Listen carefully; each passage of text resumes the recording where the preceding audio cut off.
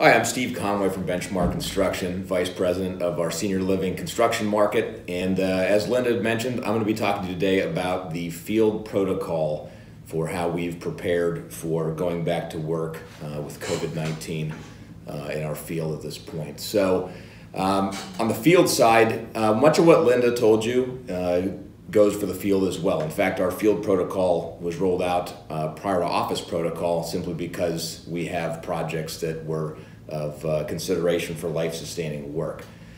Field can be broken down into basically four components: planning, communication, PPE and sanitization, and monitoring and executing. So from the planning side, some of the biggest things to consider here is if you're working in an enclosed building, there are limits on the size of space that you can work in. It's limited to 4 people per 2,000 square feet, plus 1 additional person for 500 square feet. So the calculation obviously has to be done, and in construction, schedule drives everything. So this may mean having to break up the workday into multiple shifts, having staggered start times. We also look at the site logistics. The project superintendent and project manager get together, look at logistics, look at how we're accessing the site, much like Linda had mentioned with the office, and just looking at the different areas to make sure that our schedule is not dictating overcrowding of spaces.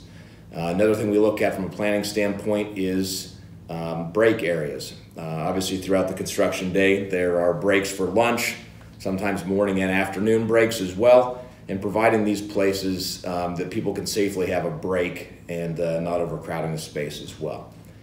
Second thing is communication. Signage and reminders posted throughout the job site, reminding people mainly about social distancing, washing hands, respecting of other people. Logistics plans, we send the logistics plans out to the various trade partners and vendors so that they understand when they come on site what are those logistics plans. One of the things we deal with on some of the larger multi-story projects is how are you safely getting people up into spaces using vertical circulation, whether it be stair towers or elevators. The other thing on the communication side is the required state and OSHA required postings, particularly associated with the COVID-19. Next thing is the PPE and sanitization. One of the things we've added to all of our job sites since this began back in March is hand washing stations.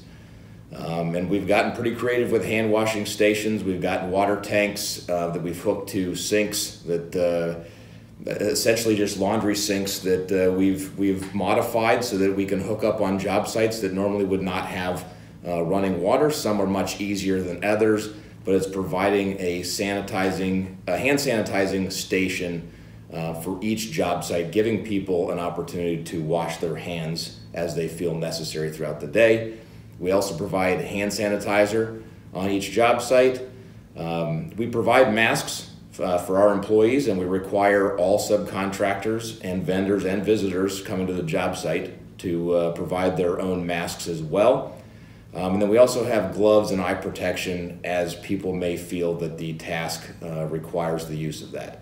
And the last thing is monitoring and execution, very critical component to making sure that all of the prior 3 things that I talked about are seen through, and that is, number 1, we've assigned a COVID-19 monitor to each job site. Smaller jobs, that may just be the superintendent or foreman that's running the job. On larger jobs, we've assigned somebody specific to that task. That person's responsibilities are the daily health screenings every day when folks arrive to the job site. The important thing is that daily health screening is not just for the people that show up first thing in the morning.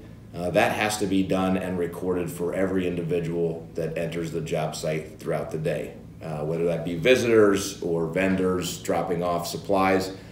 Next thing is this person's responsible for cleansing of the high-touch areas. As Linda had mentioned, 3 to 4 times throughout the day.